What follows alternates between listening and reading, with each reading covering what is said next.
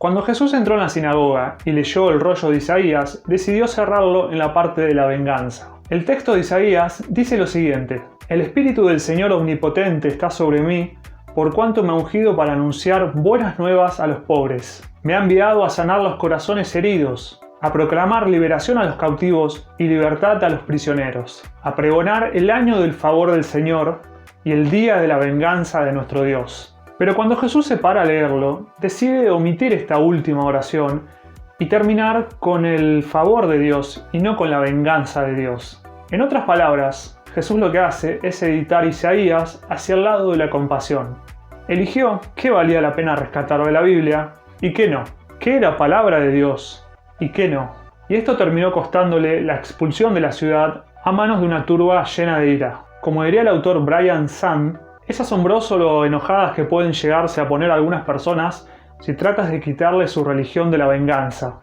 Como hemos visto en los videos anteriores, es la misma Biblia entonces la que nos lleva a tener que elegir, a seleccionar, a editar, a tomar decisiones que tienen que ver con qué es palabra de Dios y qué no. Un autor dice que Dios dijo esto y más tarde otro dice que dijo justo lo contrario o algo muy distinto.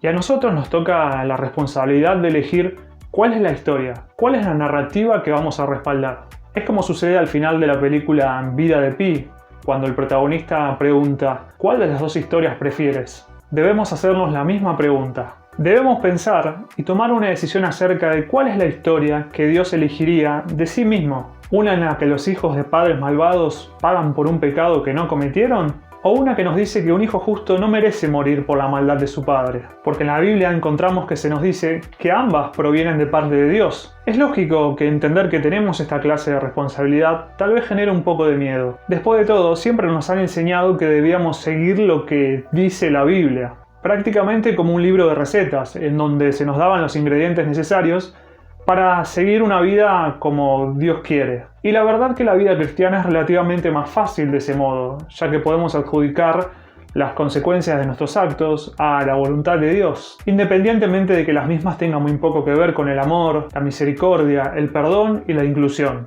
En mi libro La Melodía de Dios, yo digo que la Biblia no es la palabra de Dios acerca de los hombres, es la palabra de los hombres acerca de Dios. Cuando entendemos esto, cambia absolutamente todo. Sí, aún podemos decir que la Biblia es inspirada por Dios, pero sin duda, y como la misma Biblia nos ha demostrado, no todo lo que está allí es la palabra absoluta de Dios. Nuestra tarea, la cual es realizada en comunidad, es identificar esas partes que reflejan verdaderamente el corazón de Dios. Eso fue lo que hizo Jesús, siempre bajo una visión caracterizada por la compasión. La Biblia se contradice a sí misma, diferentes voces dicen diferentes cosas acerca de Dios, pero la verdad, no creo que esto sea algo esencialmente malo. De hecho, creo que esto también forma parte de la inspiración divina que le adjudicamos al texto, porque pareciera ser una forma en la que Dios nos dice: «Hey, tienen que elegir, tienen que ser responsables, tienen que averiguar lo que verdaderamente hay dentro de mi corazón». Ya les envié a Jesús y les mostré la manera de hacerlo. Ahora les toca a ustedes aplicar el mismo criterio y seguir sus pasos.